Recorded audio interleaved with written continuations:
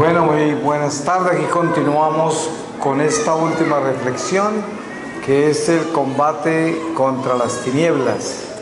Y voy a pedirle al Espíritu Santo su palabra para que nos acompañe el Señor con su palabra. Y les voy a leer a ustedes de la epístola a los Romanos, en el capítulo 1, desde el versículo 8. Dice: acción de gracias y súplica.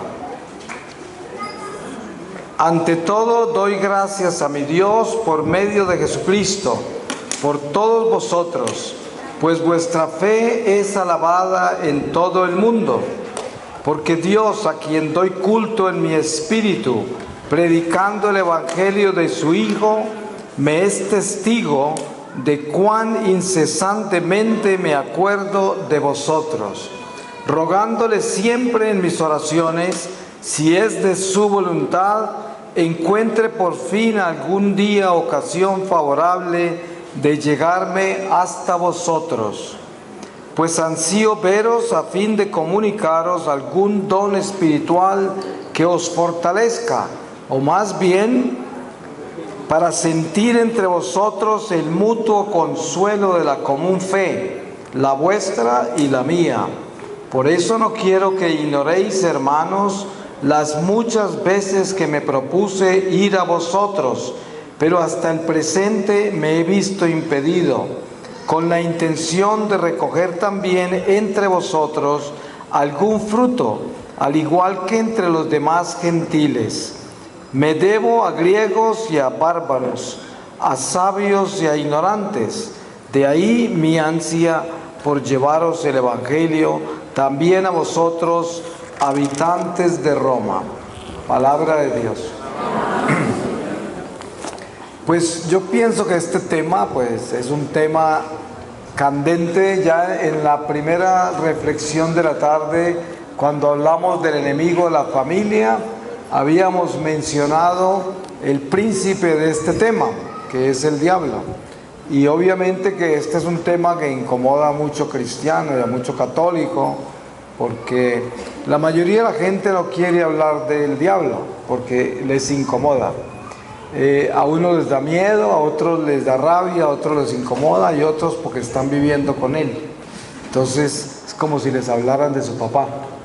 Pero la realidad es que si estamos nosotros sinceramente comprometidos con nuestra vida en Cristo como católicos, nosotros debemos reconocer que somos un ejército de Dios y que somos soldados del ejército ganador, el ejército de Dios, el ejército de la luz, y que en nuestro caminar diario estamos en una batalla espiritual, lo cual también le molesta a los teólogos modernos de nuestra iglesia, a la gente que anda por ahí en mediocridades cristianas, pues no le interesa escuchar la palabra ejército. Yo con sorpresa he recibido persecuciones de católicos. Por ejemplo, en una oportunidad estaba en Dublín, en Irlanda, dando un retiro en un convento de unas religiosas irlandesas que alquilan su convento para retiros. Y la Renovación Carismática de Belfast había alquilado el lugar para el retiro. Pero en una de mis charlas que tenía que ver con batalla espiritual, el líder de ese grupo carismático de Belfast invitó a la madre superiora de ese convento a que participara en la charla de la batalla espiritual. Y cuando terminó la charla, yo no sabía que esa era la superiora, porque ni siquiera hábito utilizan, y tampoco sabía que la habían invitado a esa charla y que ella realmente era una monja nueva era ya, que no era prácticamente ni católica, porque ahí tenían retiros los budistas y los musulmanes. Eso era una ensalada horrible. Y entonces cuando terminé, ella se acercó a mí y me dijo: odio el lenguaje suyo de soldados, de ejército, de batalla. Eso suena violento, eso suena a armas. Ya tenemos suficiente con el mal nombre que le dejaron a la iglesia los cruzados, las cruzadas. ¿Cómo se atreve usted a representarnos a nosotros como si fuéramos militares? Eso es ridículo. El Señor es un Señor de paz. Nosotros no somos ningún ejército. Nosotros somos misioneros de la caridad. Eso es.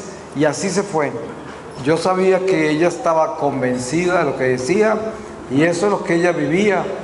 Y a ella le molestó mucho la palabra ejército porque, pues obviamente, primero que ella no era militante de la iglesia y segundo, pues ella no combatía absolutamente ninguna batalla, ya la había perdido, estaba en manos del enemigo, entonces ya era prisionera, prisionera de toda clase de demonios, obviamente, y todo eso le molestaba.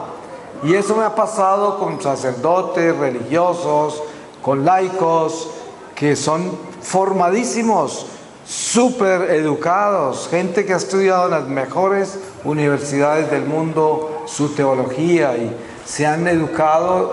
Hay sacerdotes que reciben hasta 14 y 15 años de formación y no tienen una gota de espiritualidad. Y cuando se les habla de espíritus, del demonio, de todo, se ponen furiosos, porque ellos como que parece como si eso no existiera. Entonces uno se pregunta, ¿y toda esa teología para dónde se les fue? Para los talones, ¿no? Entonces, pero la realidad es esta. Cuando uno descubre manifestaciones extraordinarias de Dios, como ocurre en algunos santuarios marianos en el mundo, por ejemplo en Lourdes, en Fátima y otros lugares así, encuentro testimonios de sacerdotes que se han convertido en las confesiones. Uno no entendería por qué le van a decir que un sacerdote se convirtió, cuando uno como católico espera de que si una persona se va al sacerdocio es porque está convertida, pero resulta que no es así. Hasta los sacerdotes se tienen que convertir, porque el hecho de ser sacerdote o monja o estar bautizado como católico, eso no es una señal de conversión, eso es una señal de que recibió la gracia, pero la conversión es algo que tenemos que hacer de corazón, es una relación íntima con Dios, donde nosotros nos comprometemos a ser de Dios en todo, y para eso el hecho de que una persona se ordene como sacerdote o religioso, eso no es garantía de que se convirtió. Por eso la batalla espiritual de la que estamos hablando, primero comienza con reconocer de qué está hecho el pecado original.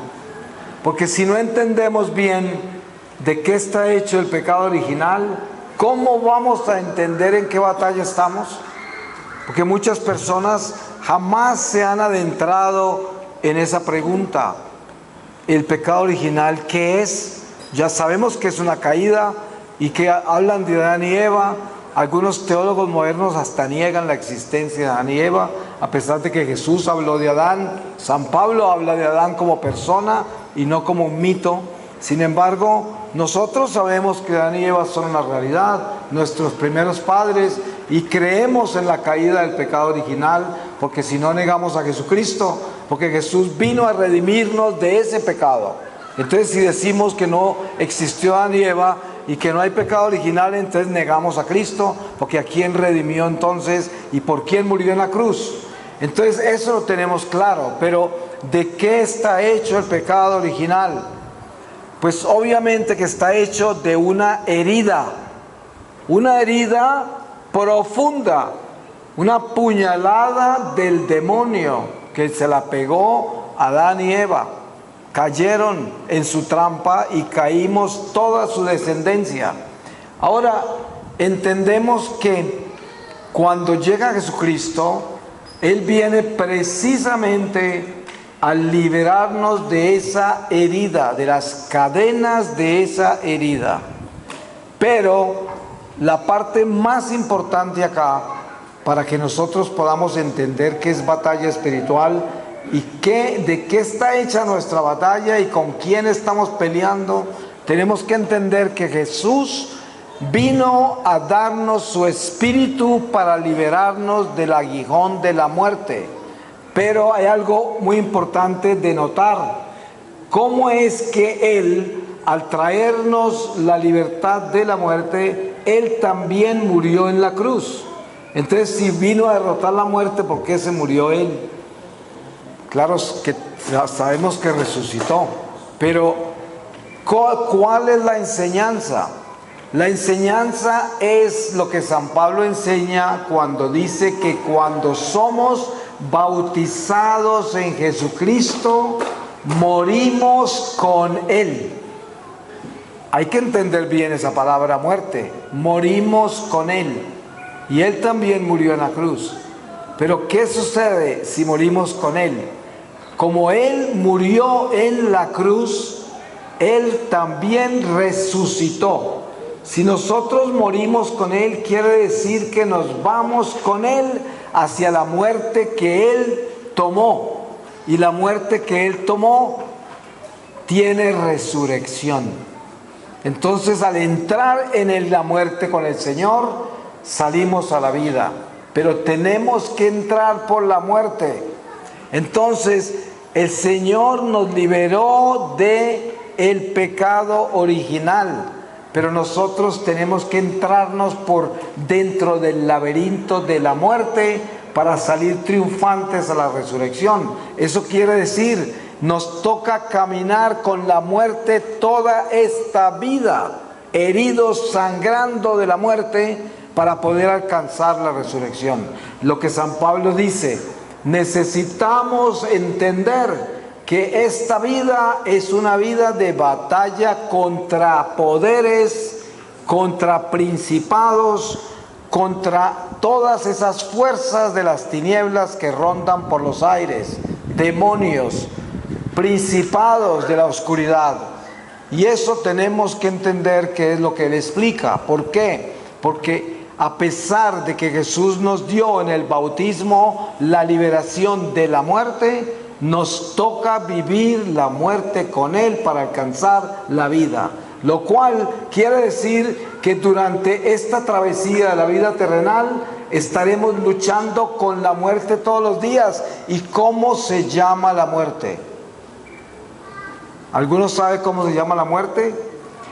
Se llama Satanás. La muerte es el pecado. Esa es la muerte. Por eso la palabra dice: muerte, ¿dónde está tu aguijón?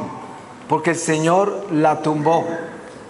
Miren ustedes, para entender bien esto de batalla espiritual y de con quién estamos nosotros peleando, en el Calvario, cuando Jesús iba con esa cruz al hombro, para el mundo, para los ojos del mundo, ese era el perdedor, el que llevaba esa cruz. Estaba maldito. Lo habían condenado a ser crucificado afuera de los muros de la ciudad, donde crucificaban a todo el que era maldito, por ladrón, por lo que fuera.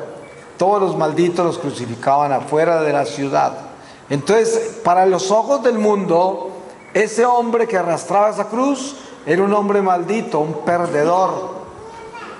Pero cuando miramos ese Calvario con los ojos del Espíritu, desde la batalla espiritual que el Señor nos está enseñando con su palabra y con su vida, nos damos cuenta que el que iba arrastrado, prisionero con esa cruz, era el demonio.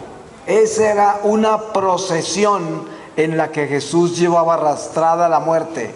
La llevaba arrastrada. Los demonios iban arrastrados por el Calvario.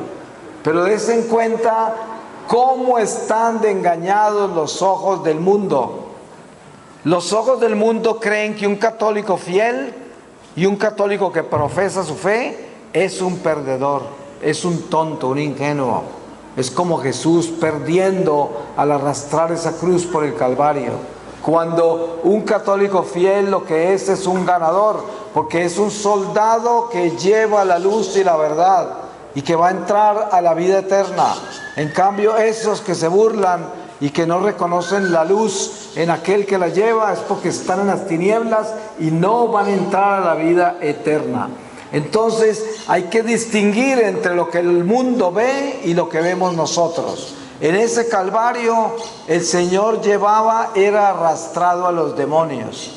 Cuando Él murió en la cruz a las 3 de la tarde, todos los infiernos aullaban de dolor. Tembló la tierra, salieron muertos de las tumbas, pasaron cosas increíbles en ese momento de la muerte, porque el demonio estaba enloquecido, porque había sido derrotada la muerte. Pero no es fácil entender de que si la muerte está derrotada, ¿por qué nos vamos a morir nosotros? Pues hay que empezar por entender de que si Jesús derrotó la muerte, entonces ¿por qué murió también Él? Pues la razón es que esa herida mortal del pecado original trajo la muerte a esta carne. Y por esa razón Él se metió en esta carne mortal para poderla regresar a la vida. Y aquí está lo que les quiero explicar. Cuando Jesús resucitó y la segunda vez que se le apareció a los apóstoles, ya estaba Santo Tomás ahí, que no había creído que había aparecido la primera vez porque él no estaba. ¿Qué es lo primero que Jesús le dice? Mete el dedo acá, ¿no? En este costado. Y les da a entender a ellos que Él no es un fantasma, que Él tiene carne y hueso. Hasta les pide comida para que se den cuenta que tiene cuerpo físico, pero un cuerpo resucitado. Y eso es lo que San Pablo explica cuando dice: no moriremos. Al final, si caminamos con Jesucristo, nos transformaremos de cuerpos corruptos a cuerpos incorruptos, de cuerpos mortales a cuerpos inmortales. Y Jesús nos mostró un cuerpo vivo después de la muerte. Entonces, hay que entender que de todas maneras tenemos que vivir nuestra muerte como la vivió Jesús. Y que durante esta vida tenemos que pelear la batalla contra el demonio que fue capaz de atreverse a torturar al mismo Dios por el Calvario, sabiendo que Él iba a ser derrotado. Y sin embargo, Jesús estaba ya crucificado y agonizando, y pasaba el demonio por el lado de Él, utilizando a los fariseos y los doctores de la ley, y le decía: salvaste muchos, sálvate tú, bájate de esa cruz. Era el mismo demonio, y el Señor estaba agonizando, y todavía hasta el último suspiro del Señor el demonio lo atormentó. Y el demonio sabía que iba a perder. Por eso es que debemos entender que nuestra vida hasta el último suspiro va a ser una batalla contra el diablo. Ahora, yo no estoy hablando de eso para que tengamos miedo y para que pensemos: ay, qué vida tan horrorosa, qué miedo. Entonces, no vale la pena vivir si es que vamos a tener este diablo detrás de nosotros. ¡Qué horror! Es que en este lenguaje que estamos hablando, precisamente entendemos por qué hay gente tibia en la iglesia, porque hay gente que tiene el respeto humano y no quiere hablar de esto. Hay curas que no quieren hablar de esto porque piensan que pierden la parroquia, ya no hay nadie que los ayude, o piensan que los van a acusar con el obispo, o quién sabe, hay predicadores católicos que no hablan así porque quieren mantener la gente ahí con ellos, hablándoles cosas hermosas para mantener una comunidad numerosa, y todo el mundo gritando aleluya, porque a todos los tienen ahí diciéndoles palabras bonitas y de que el Señor les va a sanar todo, les va a arreglar toda la vida, aleluya. Y así es como todas esas sectas mantienen estadios llenos de gente con ese tipo de prédica, con ese tipo de mentira, de una misericordia falsa. Pero la realidad es que nosotros debemos entender que toda nuestra vida, todos los días, estamos luchando contra las tinieblas, contra espíritus que rondan los aires, principados, potencias, reinos de la oscuridad. y están enfurecidos con nosotros porque somos el pueblo de Dios y no quieren que nosotros lleguemos a la luz. Cuando nosotros salimos de este cuerpo, si nosotros estamos llenos de Dios, nos elevamos hacia Dios. ¿Y por qué digo yo elevarnos? Porque estamos caídos, estamos abajo y nos toca irnos hacia donde el Señor se fue. Cuando ustedes leen sobre la ascensión del Señor, ustedes inmediatamente interpretan de que el Señor se fue hacia arriba, ¿no es verdad? Eso es ascender hacia arriba. ¿Y Él qué dijo? Los espero, les voy a preparar un lugar para donde yo voy. Y cuando leemos la palabra con cuidado, leemos que el Señor descendió del cielo. Es más, Él dice, el Hijo del Hombre es el único que ha descendido del cielo. En ese momento, porque nadie había bajado del cielo antes, Él fue el primero. Y cuando se fue, ¿qué hizo? Ascendió de donde Él vino. Allá ascendió. Y nos invitó a seguirlo a Él porque nos mostró que Él es el camino. Entonces sabemos que tenemos que salir de acá. ¿Y cómo creen ustedes que vamos a salir de acá? ¿En helicóptero? El alma de acá no sale sino volando de acá, con alas. Y esas alas solo se construyen con la obediencia y el amor a Dios. Ustedes han visto que un pajarito cuando está en el nido, llega un momento en que la pajarita lo empuja del nido para que vuele, y si ese pajarito no vuela, cae al suelo. No sé cuántos de ustedes han visto un pajarito en el suelo que lo botaron del nido. Algunos perecen, otros tienen que coger fuerza desde el suelo para volar, porque ya al nido no regresan y la pajarita no va a alimentarlos en el suelo. Esa es la muerte para nosotros. Cuando usted ve un ataúd en la iglesia y están haciendo el rito del funeral, eso es ese pajarito que la iglesia está sacando del nido y lo está empujando para que vuele. Si ese pajarito no vuela, ahí queda pataleando en la tierra. Si se salva, queda en un purgatorio bien doloroso. Pero si se eleva, pues se eleva hacia Dios desde ese ataúd en la iglesia. Porque eso es lo que es sacar la madre iglesia, sacar al hijo del nido. Ese es un funeral. Por eso el demonio no quiere que nosotros nos elevemos hacia la luz en el momento de la muerte. Entonces la batalla del diablo es hasta el último suspiro de nuestra vida. Ustedes saben que todos los santos hablan de lo importante que es la última batalla de nuestra vida. Ustedes han leído eso con seguridad y ven cómo la iglesia tiene oraciones especiales para el momento de la muerte. ¿Por qué razón? Porque esa es la batalla más dura que tenemos nosotros. Miren, ustedes ven esta sombrilla, que es este paraguas que me está tapando de la luz, ¿no es verdad? Muchas gracias. Pero hay una cosa que entender. Cuando nosotros salimos de este cuerpo y entramos al mundo espiritual, ya no nos alumbra el sol, ya no nos alumbra la luna ni las estrellas, ya no nos alumbra un bombillo eléctrico. Si esa alma no tiene la luz de Dios, queda en las tinieblas.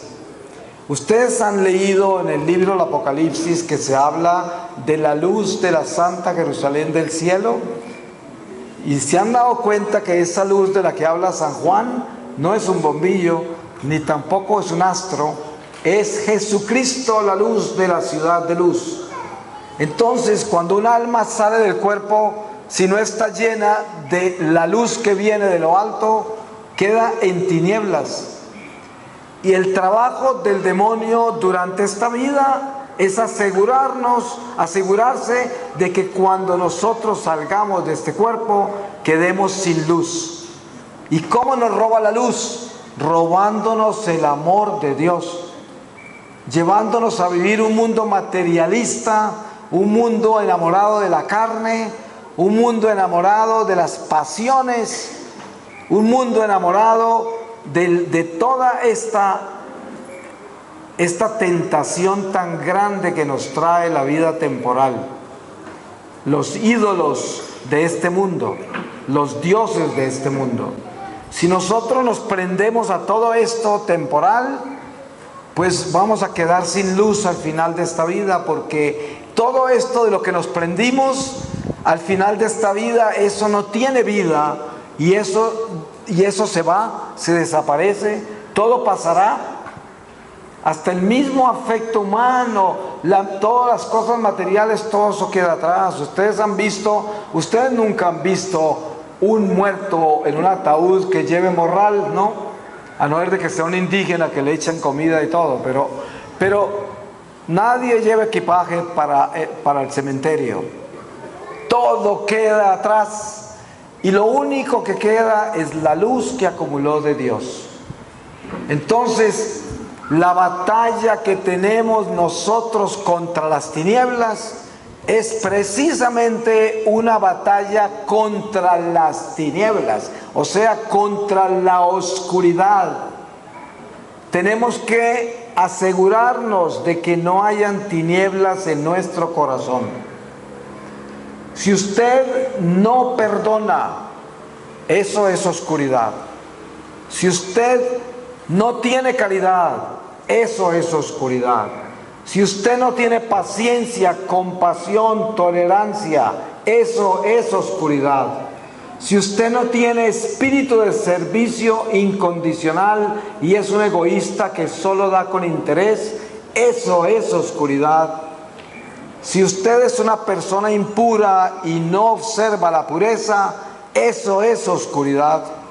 Si usted es una persona envidiosa y le molesta el triunfo de los demás, eso es oscuridad.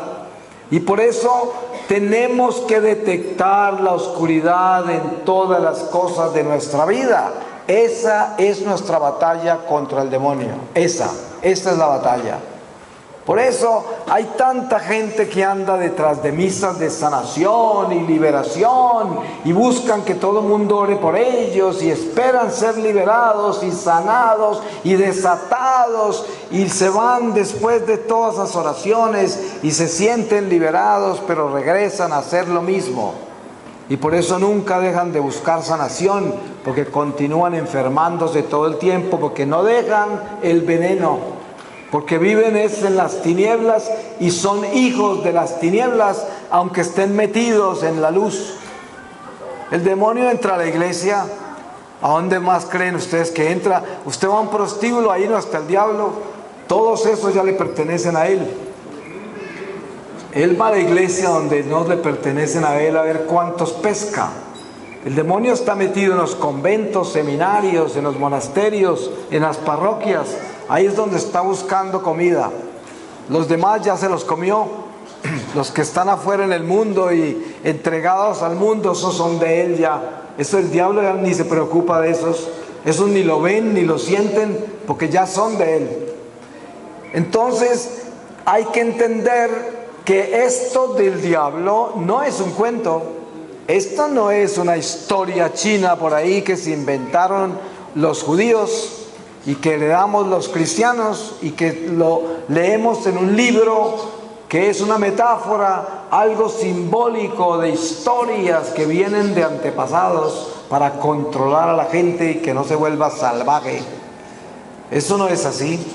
Esto que estamos hablando nosotros es palabra de Dios. Y yo no sé cuántos de ustedes han tenido una experiencia real de la existencia de espíritus, de que hay espíritus. Yo no sé si ustedes han visto alguna vez en su vida a una persona endemoniada, una persona convulsionando en el suelo, echando babasa y gritando y hablando en otros idiomas y haciendo cosas horribles porque está endemoniada.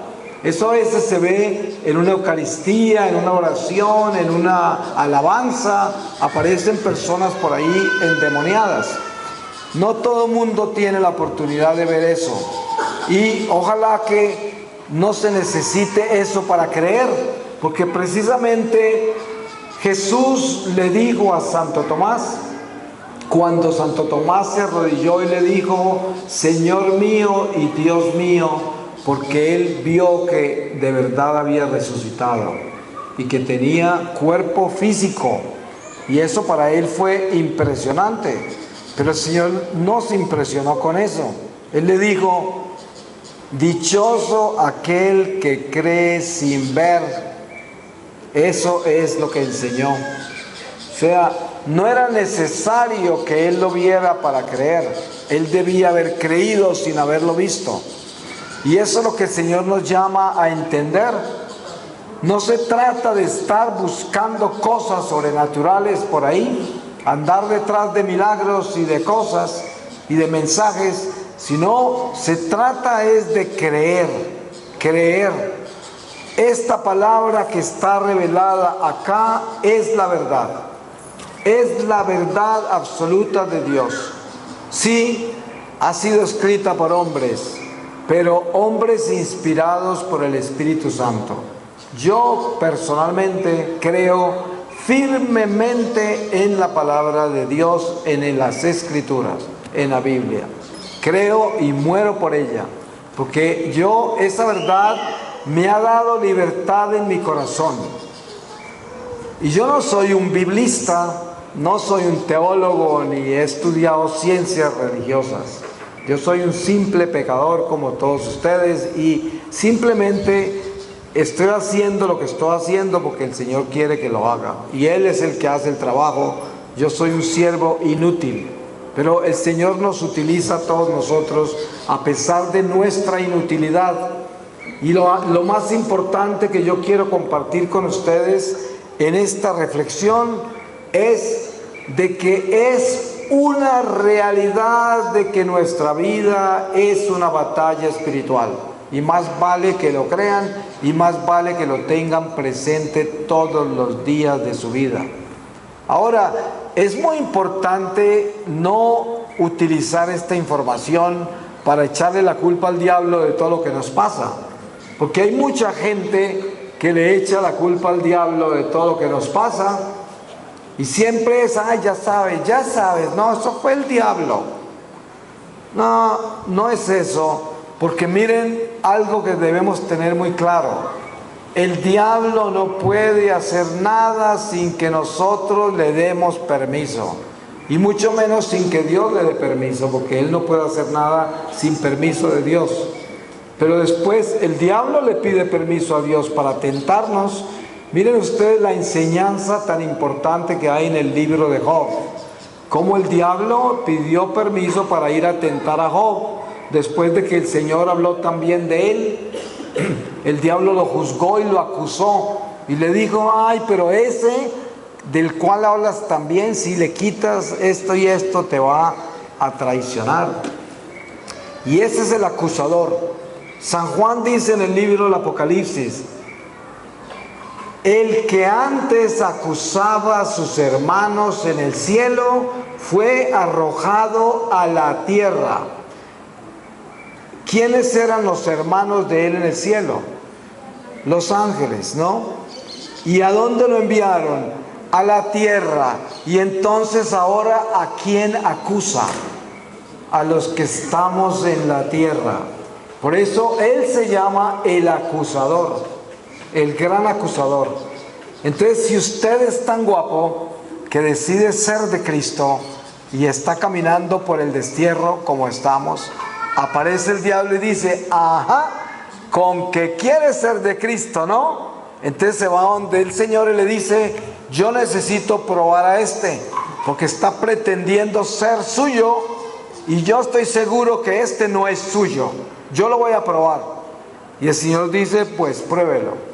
Y se viene, y depende de usted el ser probado por ese demonio, porque si usted se atrevió a decir, yo soy de Cristo, pues más vale que sea en serio. ¿Y cómo es que se defiende usted del diablo? ¿Cómo se defiende de él? Con la obediencia. Así es como se defiende. Hay una santa de Palestina que llegó a ser tan probada por el diablo que el Señor le dio permiso de poseerla por determinado tiempo. Y en un momento dado, el diablo le pidió al Señor que lo sacara del cuerpo de esa mujer. Así de desesperado estaba. No pudo con ella y estaba enloquecido en el cuerpo de esa santa. Y el Señor no le dio permiso, le dijo: tienes que quedarte ahí hasta que termine el tiempo que te di. O sea que el diablo terminó atrapado en el cuerpo de una santa. La santa lo enloqueció. Pero eso es lo que tenemos que hacer nosotros. Nosotros tenemos que resistir al demonio con la obediencia. Esa es el arma contra el demonio.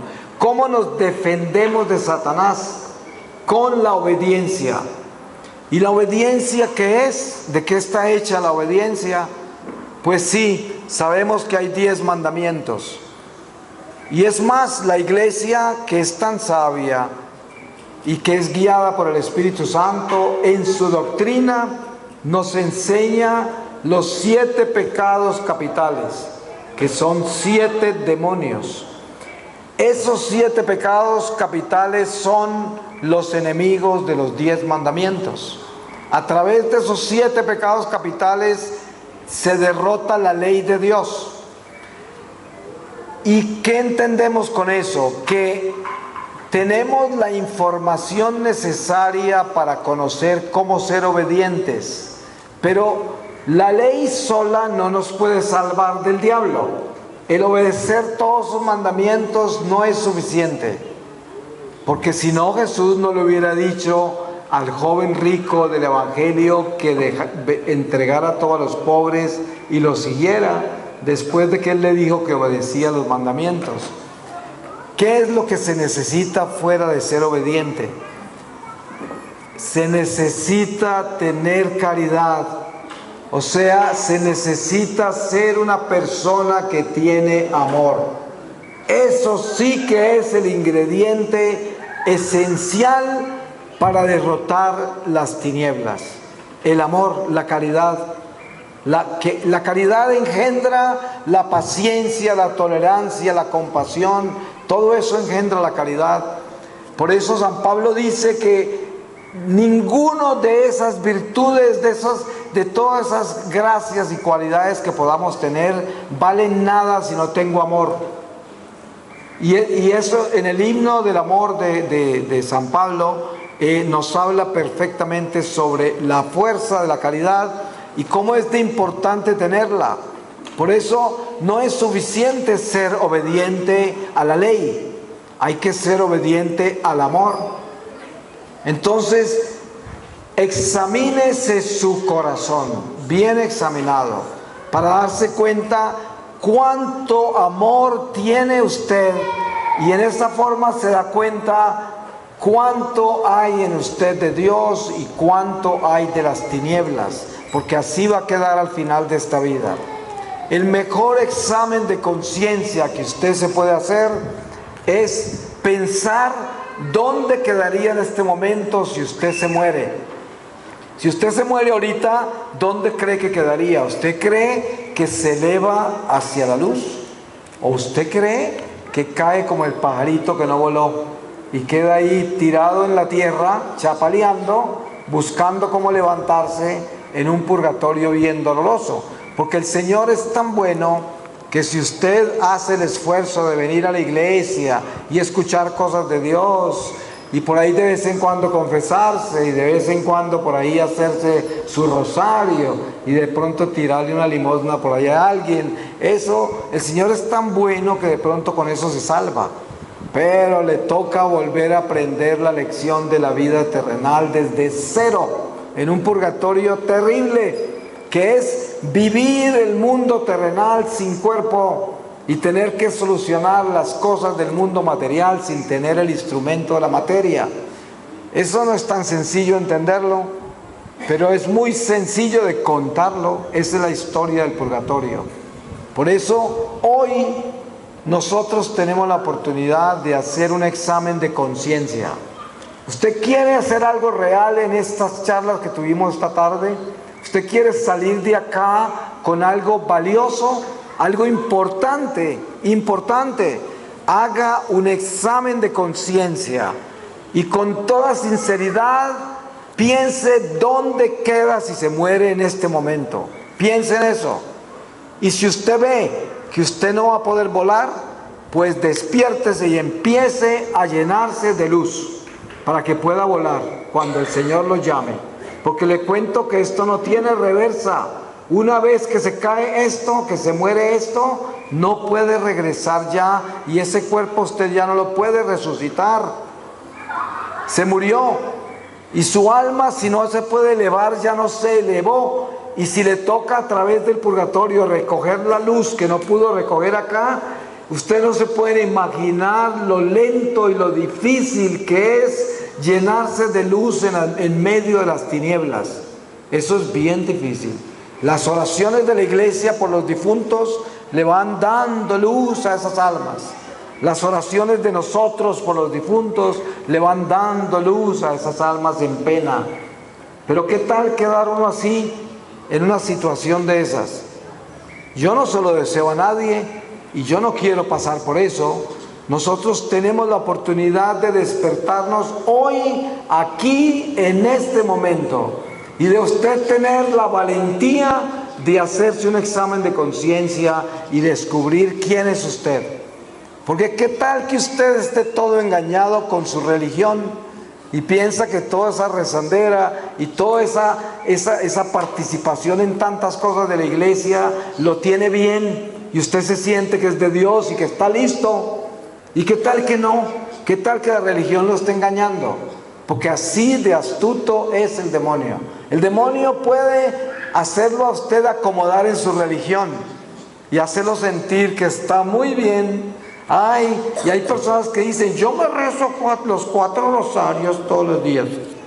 Pero basta con que den la vuelta, ya le están dando una patada a un perro que estaba ahí, y le están gritando al hijo por teléfono o al hermano, o empujando a alguien porque no tienen caridad, porque no tienen amor, porque no tienen luz. Porque la religión sola no sirve para nada. La religiosidad sin amor no vale nada. Nada. Eso no nos salva. Eso no nos eleva hacia Dios. Entonces, es importante que despertemos ahora mismo. Miren, hágase en ese favor. Mírese profundamente en su corazón y calculen cuánta luz tienen. Yo ya les di una pequeña lista de lo que quita la luz, y la lista es mucho más larga que esa. No tenemos tiempo para la catequesis completa, pero ustedes saben que todo vicio, toda mala tendencia, todo pecado es tinieblas. Entonces, cualquier vicio que usted tenga, cualquier mala tendencia, una lengua viperina, unas pasiones desordenadas, unos pensamientos sucios todo el tiempo, malas intenciones contra el prójimo, cosas así son oscuridad, son tinieblas. Usted tiene que limpiarse de todo eso. Y sí, yo por ejemplo hablaba hoy con alguien sobre la impureza sexual y decía, miren, hay algo que nosotros llevamos en la carne, que son nuestras malas tendencias. Lo que nosotros debemos entender es que no hay nada que pueda cambiar esta naturaleza, solo la muerte. Esto va a estar con nosotros hasta la tumba. Yo, como ser humano, siempre tendré tendencias malas y tendré pensamientos malos y deseos malos, pero eso no me debe atormentar a mí, porque esa es mi naturaleza mala. Pero lo que sí me debe atormentar es consentir esa naturaleza mala, caer por dentro de esa naturaleza mala y dejarme dominar por esa naturaleza mala. Pero el hecho de que habite en mí y me aparezcan esas cosas y esas pasiones y esas malas inclinaciones, eso no quiere decir que estoy en la oscuridad. y que soy de las tinieblas. No, porque si yo no quiero eso y lo detesto y renuncio a eso y le imploro al Señor que me quite ese mal pensamiento, que yo renuncio a ese mal pensamiento, que no lo quiero en mi vida, de pronto ni me lo quita, como le pasó a San Pablo con el aguijón en la carne, pero él sabe que estoy renunciando a eso. Aunque lo tenga ahí todavía y aunque siga ahí, yo sigo renunciando a ese mal pensamiento. Y eso es lo importante. Si uno hace eso, no está en las tinieblas, está en la luz, porque está testificando el amor a Dios y diciendo: no quiero esto, esto es de la oscuridad, esto es un pecado y está en mí. Y mire cómo me tiene dominado, cómo me quiere tumbar, no lo quiero, renuncio a esto. Y esa es nuestra batalla todos los días. Y no podemos cansarnos, porque hasta que lleguemos, por eso la palabra dice: el que resista hasta el último momento, ese se salvará. Así dice la palabra, porque es que tiene que ser una lucha hasta el último momento. Es todos los días, a toda hora. Y hay personas que se cansan. Es como la esposa que se cansa de serle fiel al esposo, o se cansa el esposo de serle fiel a la esposa. ¿Qué tal? O sea, uno no se debe cansar de serle fiel al otro, uno no se debe cansar de ser honrado, cansar de ser paciente, cansar de tener caridad. Para eso no puede haber cansancio. Precisamente lo que uno necesita entender del poder que tiene la oración, el poder que tienen los sacramentos como la confesión, la comunión, es precisamente la fuerza que nos dan para poder pelear contra esa naturaleza mala que hay en nosotros, y así caminar con Dios y caminar en la luz y quedar en la luz al final de esta vida. Eso es lo importante. Y hay que entender el don tan maravilloso que es nuestra Iglesia Católica. Cómo es que nos dio todas las herramientas para defendernos del diablo y defendernos de nuestra naturaleza mala, defendernos de ella. Porque hay que entender, no es que nosotros seamos malos, pero estamos manchados por el pecado original y estamos sangrando. Y hasta que no lleguemos a la tumba y se acabe esto, no dejaremos de sangrar. Esto es una herida que es una herida mortal, porque nos lleva a la muerte. Pero gracias a Dios por Jesucristo, porque Él nos ha prometido la vida si caminamos con Él por las pruebas de este mundo. Entonces, no tenemos más que darle gracias a Dios por todo lo que Él ha hecho por nosotros en Jesucristo. Es que si nosotros pudiésemos calcular siquiera lo mínimo de lo que es el don maravilloso de Jesucristo en nuestra vida, todos los días estaríamos saltando de acción de gracias al Señor por habernos rescatado, por habernos dado esa promesa de la resurrección y habernos mostrado el camino. Ustedes han hablado con personas que estaban perdidas. Yo soy uno de ellos, totalmente perdidos en el mundo, en el pecado. Y de pronto, por misericordia de Dios, fuimos rescatados de las tinieblas y entramos a la iglesia. Esa alegría de encontrar la iglesia y de encontrar a Jesús y de encontrar que nos ama y que nos perdona y que no le importa cuántos pecados horribles cometimos, Él nos recibe en la iglesia y nos trata igual que a todos los demás, que a todos los que son santos y han estado en la iglesia.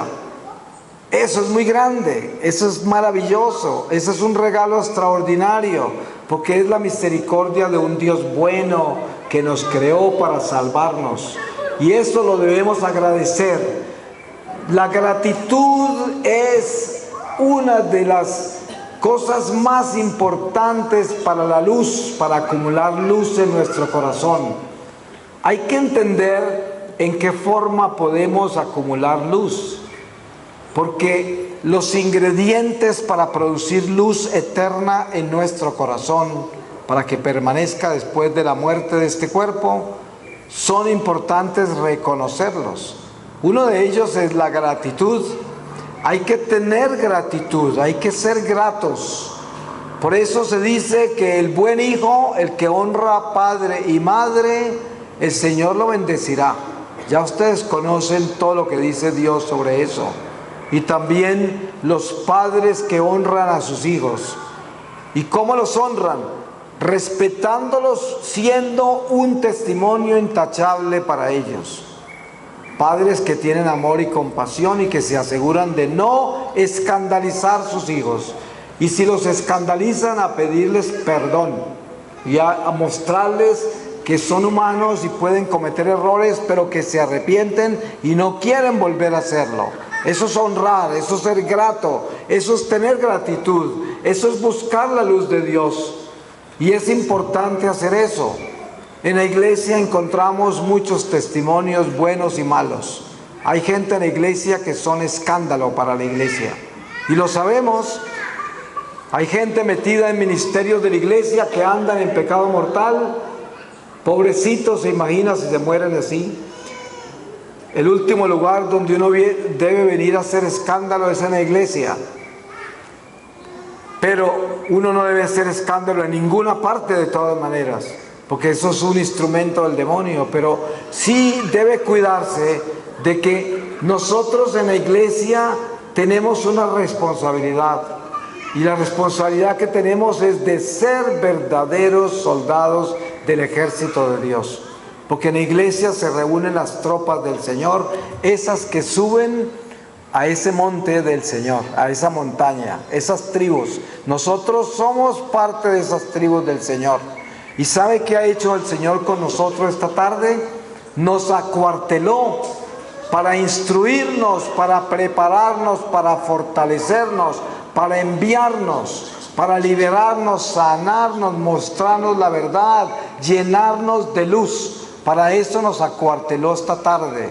El Espíritu Santo nos llamó y el Espíritu Santo nos habló y el Espíritu Santo nos exhortó y el Espíritu Santo nos amó y nos tocó el corazón y se metió entre nuestros huesos, se metió en nuestras entrañas y nos despertó. Y entonces tenemos la responsabilidad de obedecerle, tenemos la responsabilidad de ser fieles, tenemos la responsabilidad de mostrar eso que recibimos, tenemos la responsabilidad de irradiar esta luz que bajó desde lo alto para mostrarnos quiénes somos y qué es lo que tenemos que hacer y la responsabilidad que tenemos y cómo nos ama el Señor. Miren cómo nos ama Dios, que nos habla personalmente, que nos toca el corazón personalmente y nos hace saber que nos conoce a cada uno de nosotros. Él nos conoce y por eso nos está hablando así, porque nos ama y quiere que no cometamos errores y que no naufraguemos en este destierro y que no nos dejemos engañar por las voces de las tinieblas. Usted basta con coger un celular y ahí están las tinieblas hablándole, pero también les habla la luz. Esto que estamos haciendo acá está siendo transmitido en vivo para miles de personas y también la luz habla a través de estos medios, pero sabemos que las voces de las tinieblas están por todas partes y eso es lo que tenemos que tener cuidado, pedirle a Dios discernimiento de espíritus para que nosotros sepamos qué espíritu habla a través de esa persona. Vamos a pedirle al Señor que nos dé su palabra para terminar esta reflexión.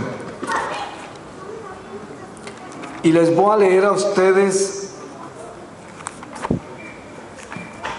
de la segunda epístola a los Corintios en el capítulo 8 desde el versículo 1 y dice: motivos de generosidad.